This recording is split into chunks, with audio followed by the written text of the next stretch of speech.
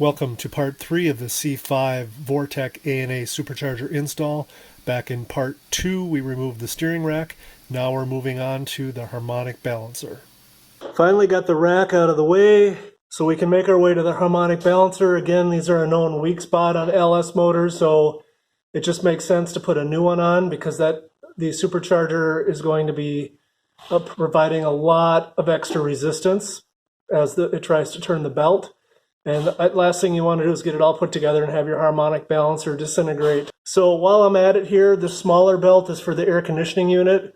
So I'm going to pop that off. All you got to do is loosen these, the idler, the tensioner here, pop the belt off. I'll get a new belt while I'm at it because I'm right here and it's super easy. And let's take an impact and remove the bolt from the harmonic balancer. Got a 24 millimeter on the impact. Hopefully that'll back the harmonic balancer bolt out.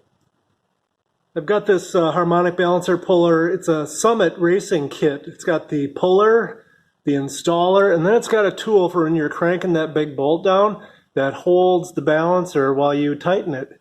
It's a nifty little kit. All three come in a kit for about 149 bucks from Summit.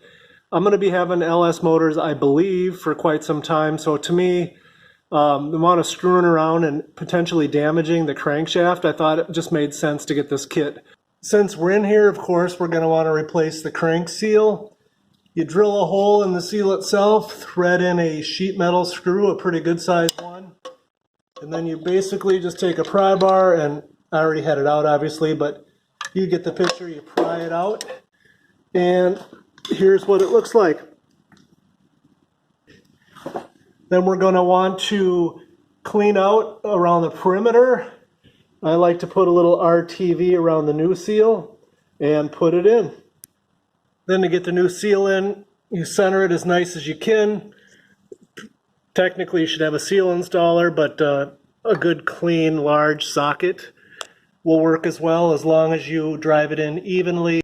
For a new harmonic balancer, since the supercharger is going to put a lot of strain on the pulley portion, which is connected to the hub with an elastomer, I went with the Power Bond. It's a factory replacement, but I did a lot of research on Corvette Forum and other places, and this is supposed to be a pretty sturdy unit that holds up well. It's about 83 bucks, I think, at O'Reilly, maybe about 10 bucks less at Summit. So we're going to go ahead and use this one here, along with the pin kit from ANA. We'll be doing that in a few minutes once the balancer's on and torqued down. All right, we heated the harmonic balancer up in the oven to about 165 degrees, checked it with a temperature gun. I found those to be extremely accurate, everything I've double checked. So if you don't have a temperature gun, make sure you get yourself one. This is the balancer install tool that came as part of the Summit kit. And it just slid on nice and snug, but not overly challenging to get it on. So that's a good install, no concerns there. Now what we're going to do is we're going to put the old bolt back in, crank it down to 250 pounds. Okay, we tightened the old bolt up to 250 foot-pounds, and I'm not going to lie, it took just about everything I had, but with the holder, the engine didn't turn at all, so that part was good. It was all on me to create the 250 foot-pounds. Now I'm going to take the old bolt out and get the drilling fixture so I can drill the 1/4-inch pin to pin the crank. Okay, the pinning is done, so now we're going to put the brand new bolt in, torque it to 37 foot-pounds, and then turn it an additional 140 degrees. The instructions for the ANA kit talk about the alternator power steering pump bracket, and even though I have a 2003, mine must be really early because see how this area here is open and goes all the way to the concrete floor? This is where one of the pulleys that the belt's going to ride on is mounted, and ANA says that this will probably break. It's the early design bracket. So I had to pop for a new one, and here's the new one here. You can see it's solid, and GM and the new design reinforced it because even in stock applications they must have been having some issues. So this one I got through Summit. It was more expensive at Summit than GM Parts Direct, but they matched the price and got it out to me within 2 days, so I was happy. This bracket, I'm not going to lie, is not an easy or fun one to take off in the car because right in this area is the ABS module, and so you can't really pull the pulley to take all the bolts out easy. So unless you want to disconnect all the brake system, which I didn't want to do. So ultimately, what I learned is there are 4 bolts that you can kind of get out while it's still in the car. And as 2 of them, the top 2 come right out, but these bottom 2, because the pulley's in the way, as you're taking them out, you got to kind of move the bracket over and kind of grab the whole thing as a unit. You'll have to disconnect. This is a big hose that goes to the power steering reservoir. And it's not fun. There's a couple videos online, but just know that you can take it out without having to remove the pulley and start with these top 4 bolts and fish it out the top. So now I'm going to go ahead and transfer the power steering pump, and I'll have to do the same thing where these little bolts for the power steering pump, if you can see them inside here, I'll have to do that. I don't want to take the pulley off because, again, if you take the pulley on and off, it's kind of wearing on the hub and the pulley, and it just can cause problems. So fish off the power steering pump, and then I'll mount that to the new bracket, and then I'll install the whole unit as one back into the car. I'm reinstalling the pump to the new assembly now, and I've used one of these little ratcheting wrenches. It comes in really handy. So you can sneak it in behind the, there you go, sneak it in behind the pulley and the pump, and you just want to work on them all a little bit at a time by having that wrench between there. I put 1 little drop of Loctite on each one of those as well, because the last thing I want is that power steering pump coming loose from the bracket. All right, so back in the car, got the alternator power steering pump bracket on.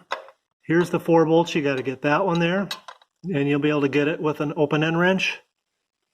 And this one down here. But in order to do those 2, you want the reservoir tank off, and it just pops out right here. Bend this metal tip back a little bit and pull it out.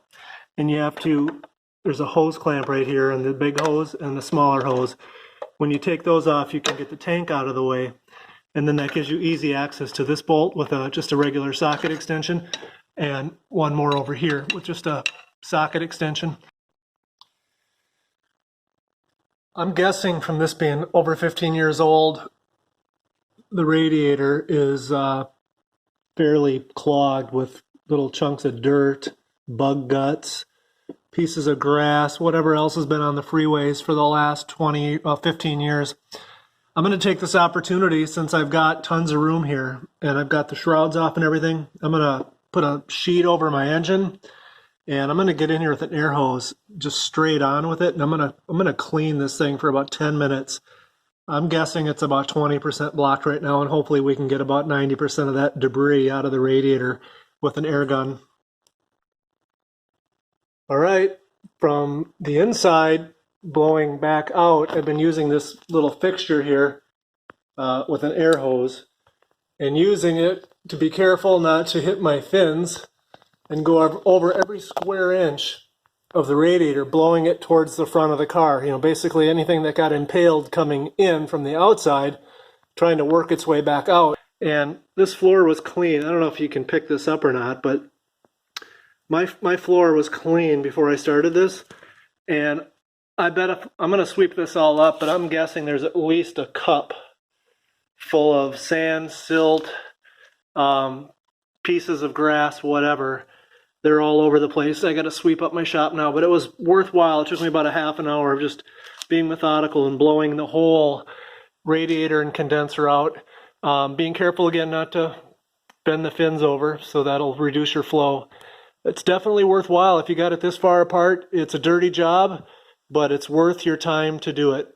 Hey guys, that does it for part 3 of the C5 Corvette A&A Vortech Supercharger install. As a reminder, the kit I'm working on I purchased from A&A Corvette out of California. If you liked the video, as always, remember to hit thumbs up and to subscribe, and stay tuned for part 4, which will be released soon. Thanks for watching.